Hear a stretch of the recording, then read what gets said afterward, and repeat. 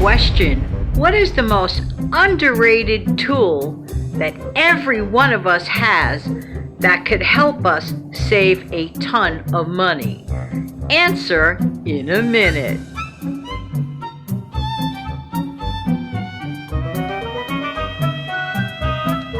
Hi, this is Jan from New York City, and my channel name is Jan from New York City Saves Money. How's everybody doing today? First of all, I am so excited because this particular video is a collab video with one of the most impressive people that I have yet ever to have known in the history of my dealings with people on YouTube. And her name is Dawn, and she's from the wonderful channel Centsible Living with Money Mom. Many people call her Money Mom for short, but her channel name is Centsible Living with Money Mom, and that's with letter C in it. Please check out her video, and today the both of us are going to talk about unusual, and in my case I indicated underrated ways of saving money. And when I get back, we're going to do just that.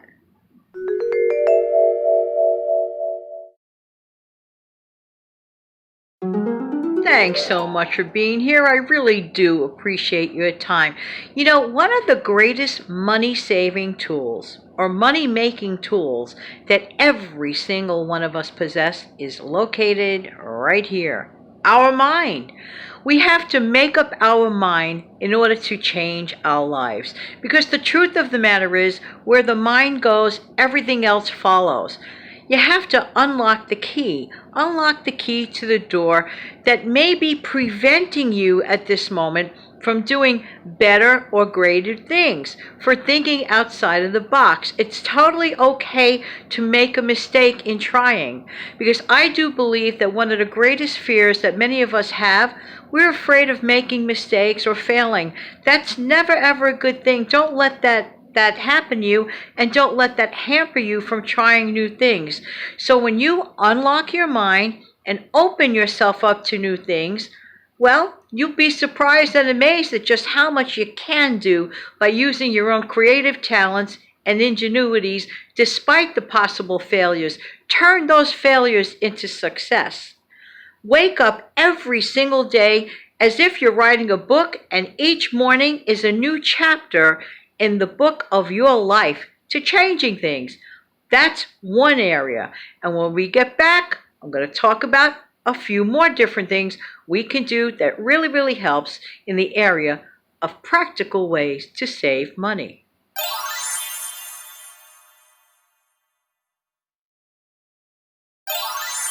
Let's get down to the actual nitty-gritty. You know, I am a former school teacher from elementary school level, grades 3 and 6. And even though all the years have gone by, I still kind of do things a little bit old-fashioned. Okay. I still like to work what I call my trusty notebook. So if you're new here, you'll hear this word a few times, phrase, trusty notebook. Okay. And here's one of the things that we can do to save money. Basically, work with the things that you already have at home. Many of us actually forget that we already own certain items, or we just didn't know we had them. Maybe somebody else brought it in, left it there, or whatever, a gift from long ago that you never got around to unpacking or unwrapping. I know it sounds silly, but that can happen. So if you take a true inventory of the stock that you have at home, I don't just mean groceries, I mean even down to the level of small appliances.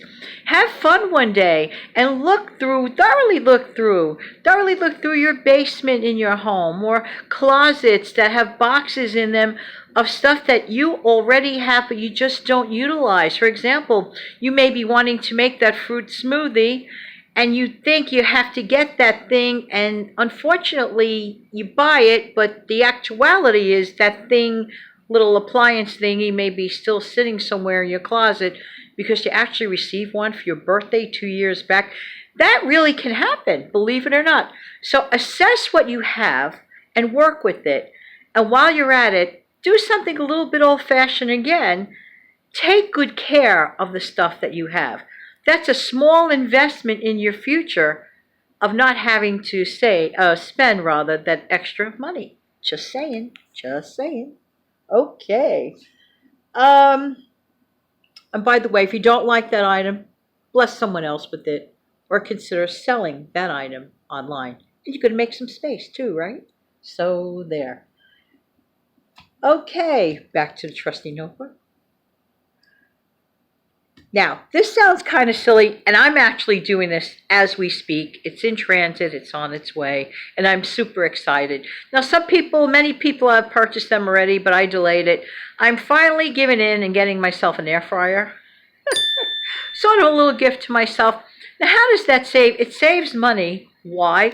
Because you're not using oil. You're not using grease.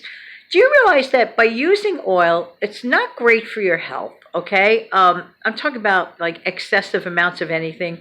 It's never great for your health. It's definitely tough on the wallet because good quality oils are expensive. And also, you utilize less oil. It means easy cleanup. Easy cleanup, again, saves you time, saves you detergent, saves you effort. Save, save, save.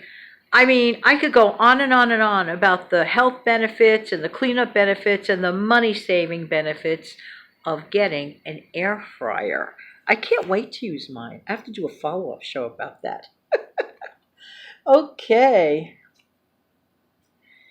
Next. Now, people may not consider this such a big thing, but it is. Invest in some decent quality paper plates. Why? Because half of the reason why many people keep going out to eat is to avoid cleanup. And I get that. People are tired. But just think how much effort it takes to get ready and go to that restaurant and the time and online. And now things are half and half with restaurants. Make your life a little bit easier by investing in some good quality paper plates. I mean, for example, if you have messy old lasagna, we love lasagna, baked ziti, stuff like that. They're delicious, but they are messy, right? Okay, there you go. So there's your answer there. Isn't it so much easier to just get rid of the thing? Just saying, just saying. So think about that. It's certainly much more cost effective than takeout, than sitting in a place and spending money on a tip. So think along those lines. It's those little things that actually add up. And sometimes you can get pretty good sales on those items. You have to keep your eye out on it, though. Okay. Another wallet leaker. Storage units. What? Egads, you need your storage unit. I'm not saying give up on your storage unit. But has this ever happened to you? You get a big rental of a storage unit, and somehow you might be making a dent in that storage unit and removing some stuff from it, but you're not downgrading the size that you really need. You may not still need an 8x10. Maybe you could downgrade it to, let's say, a 5x7 or whatever lower size increment it is where you are, and saving some money. Or better still, if you have a trusted friend or family member that doesn't mind you keeping some of your stuff, if you lack space or a basement, whatever, in their, home basement or garage, because add that up. Some people are spending well over $100 a month on storage.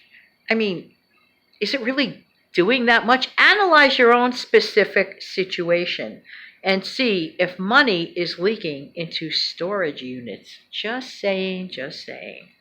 Next, considering bartering of service. Yes, if you could help somebody with childcare, for example, and they could help you and swap it out with shopping if that's not the most interesting thing for you or you're too busy, maybe you could work some deal out. Costs you nothing but a little time and effort. Never ever forget the idea of bartering, an exchange of services. It's a great idea to always keep in mind. Now, there are also other situations that come up when it comes to increasing your financial. Number one, either you're going to save, cut back, or you're going to increase your income. Personally, I think a little bit of both is probably the best method if you're in that situation. So never overlook or underestimate the possibility of going to a temporary job agency. I don't hear people talk about that anymore too much for some reason or another. Temp agencies are a great way to check out assignments in the field that's of interest to you and of your best skill. Who knows? You may not like the position, but it doesn't matter because you're never there that long to really let it bother you, and you'll have increased your income somewhat. Sometimes you need to do that just for a short-term thing. Sometimes you fall in love with the position and the employer may regard you so special that they may want to keep you as a permanent worker. So I don't hear too much mention of people checking out temporary job agencies. I have done that in my past, and it can work out. So it's something to chew on. I could go on and on about other ways of saving money and increasing income, and actually that's what I do pretty much all year long. Money Mom, I want to take a moment to thank you, Dawn, for this collab, and thank you, viewer, for coming by. I really hope you come back again and consider subscribing. I'm going to link in my description box below a few other great, worthwhile, worth your time budget and money saving channels. Please check them out. Have a wonderful day.